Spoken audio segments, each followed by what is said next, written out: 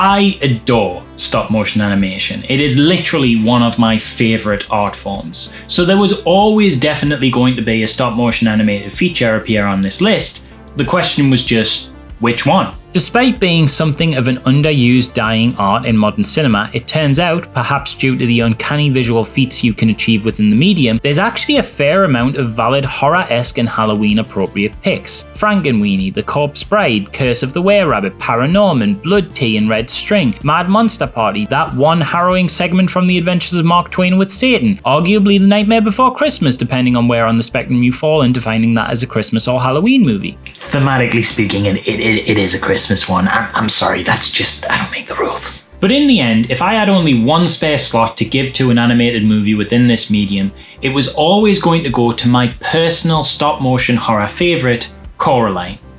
Laika Studios' theatrical debut and the third highest grossing stop motion animated movie of all time, behind only Curse of the Were-Rabbit and Chicken Run. Coraline is a masterpiece in the medium. Adapted from Neil Gaiman's children's novel of the same name, Coraline tells the story of Coraline Jones, who along with her parents, yes including the dad from the meme, move into an old building divided up into flats known as the Pink Palace Apartments. After the move, Coraline's parents are extremely busy catching up with work and have little time for their daughter. Feeling disenchanted and with nothing else to do, Coraline wanders outside to explore, meeting the landlady's grandson Wybie and her strange neighbours, Mr. Babinski, a large Russian man training a circus of mice, and two retired burlesque actresses, Mrs. Spink and Forcible. Deeply unimpressed with the choice of company available and bored out of her mind, Coraline aimlessly wanders the house for entertainment, eventually finding a mysterious locked small door behind the wallpaper of one of the rooms. When she manages to get it open with a weird button-shaped key, she finds that behind it, there are nothing but bricks. However, late that night while following a mouse, Coraline revisits the door to find that the bricks are no longer present and instead have opened to become this kind of crawl-through portal to another world. After going through it, she finds herself in the same home and neighbourhood, but a far more idealised version of it that addresses all the problems she has in the real world, from the choice of food available to the colourful interesting house that contrasts her reality's desaturated and decaying home, and most significantly, this world has attentive, doting and adoring doppelgangers of her parents with buttons for eyes that want nothing more than to hang out and play with Coraline, keeping her entertained and her every need satisfied. It's a perfect, happy dreamland. Or at least so it seems. Each night, Coraline visits the other world in her doting other mother, and each morning wakes up in her own bed as if it was just a dream. Each visit becomes even more exciting than the last, as the other mother and the doppelganger residents of the town go out of their way to do more fantastical things and create a new spectacular reason for her to visit. It's like a Disneyland built just for her, but the wonder of it all does not come without ulterior motives, and the darkness of this reality begins to show.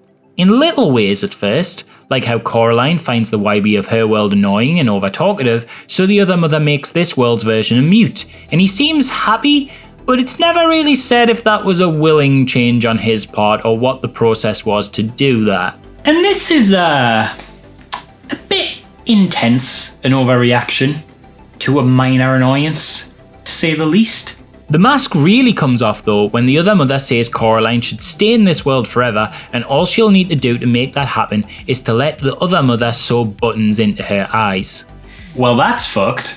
It's at this point that Coraline realises the other mother is actually evil as shit, and she has to try and escape this world but suddenly seems no longer allowed to leave, and as this fairy tale dreamland starts to twist and distort into a nightmarish hellscape, it reveals even more sinister secrets and obstacles that Coraline must deal with to keep her and her family safe. This is one of those movies that I feel perfectly comfortable saying is better than the book it's based on.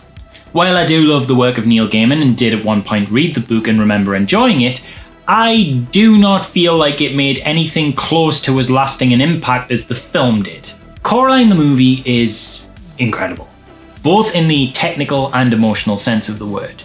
It is rare that you get a proper horror movie for kids. Like, there's certainly horror movies for kids, but they always have kind of a comedic edge to them, the kind of things you see in stuff like Goosebumps or Monster House, something to keep it sort of sprightly and light.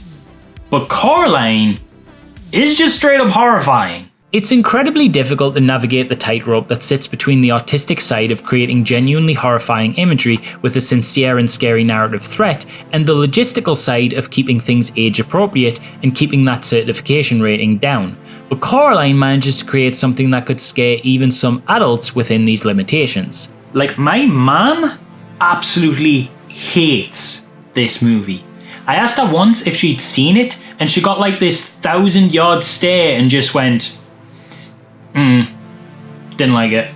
And I just think that's mental. Like, she has a visceral reaction to this kids movie. Like, it genuinely unnerves her. And granted, she's admittedly a bit of a softie when it comes to films, but that's still a compelling reaction to get from an adult woman who is really into The Walking Dead and enjoyed the new Child's Play. And I think that's interesting because Coraline touches on a feeling that not a lot of horror manages to reach. It isn't scary, it's creepy.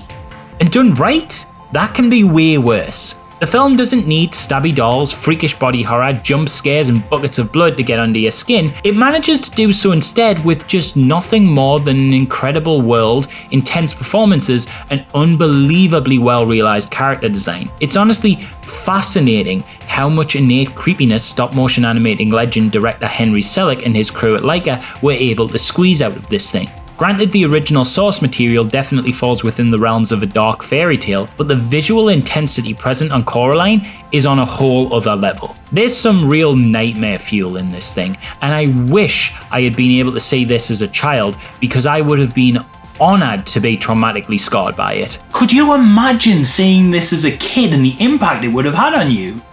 Any child who sat through this probably could take on the world after. I mean, once they'd stopped rocking back and forth in terror, that is. The Other Mother is legitimately one of my favourite horror villains of all time. Thematically, she's brilliant. The idea of a seemingly friendly but ultimately untrustworthy adult is something kids really do have to be afraid of, and she encapsulates the innate terror of this perfectly. The way she morphs throughout the film to become increasingly unhinged and evil and how this change is reflected in her design is amazing. The pace is shocking as well for a big blockbuster kids movie. It's surprisingly deliberate and slow and puts a lot of faith in children to be willing to sit through the initial slow drip feed of spookiness. Like, I think it isn't even until Coraline's third or fourth visit to the other world that the Other Mother really reveals her true nature. Until then, it's just subtle implications here and there, be it a warning from another character, a mice turning into a rat when killed alluding to the facade, or just an unsettling little detail. It's surprisingly unpatronising in its approach, totally willing to put faith in the attention spans of kids, confident in its own amazing atmosphere and visuals. You know, when you see a really great stop motion movie like this, it really just shows just how boundlessly creative you can be within the medium. I am so glad that this movie isn't live action. The stuff they do in this film simply could not be realised in any other format. Not even other animation forms. It gets a lot of its uncanniness from your mind being able to tell that the things you're seeing are real. They're real fabrics and real sets, and yet they all look like something out of a surrealist dream. The world with its sharp corners and strange colour palette, the characters with their interesting proportions and elongated necks. Even Coraline's normal world has a uniquely gothic presence all its own. So when that's the base you're working from and you create an other world that acts as a funhouse mirror to something that's already a stylized hyper-reality, you really have to scrape the depths of your imagination. Fortunately, the filmmakers have that in absolute spades, and the set pieces in this movie jump seamlessly between enchanting and terrifying with ease. God, I love this movie. It's fucking amazing, like truly incredible stuff. For my money, it's the best horror made for kids out there. I haven't even mentioned how narratively it captures the perspective of a lonely child amazingly. I love how Coraline's parents are genuinely just busy and overworked, and as an adult I see that for sure, but seeing this through the eyes of a kid from Coraline's perspective, they really do seem for a beat to be mean and neglectful. It totally captures that temporary feeling of as a child just thinking, holy shit, my parents are so unfair,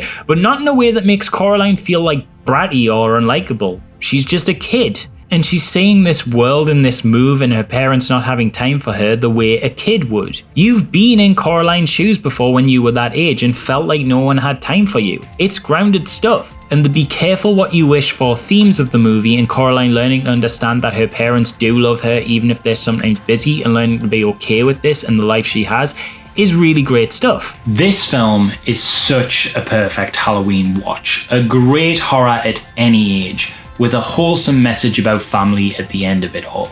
It's got this unpatronising approach to its dark subtext, as well as one of the most well-realised surreal horror worlds in existence, and an absolutely unforgettable villain who is going to be so fascinating to the right kid. Or adult, for that matter. I didn't watch this film as a kid. I didn't see this film till I was in my 20s, and I was absolutely glued to the screen. It's unmatched in creepy spectacle and one of Laika's finest films. It's an out-and-out stop-motion masterpiece. A definite October staple that should be added to anyone's spooky season list of traditional viewings. Anyway, that's another video done. Please remember to subscribe to my OnlyDans by clicking the red button down below, and remember to like, comment, and hit the bell. All that jazz, you know how it is. And I will see you again tomorrow.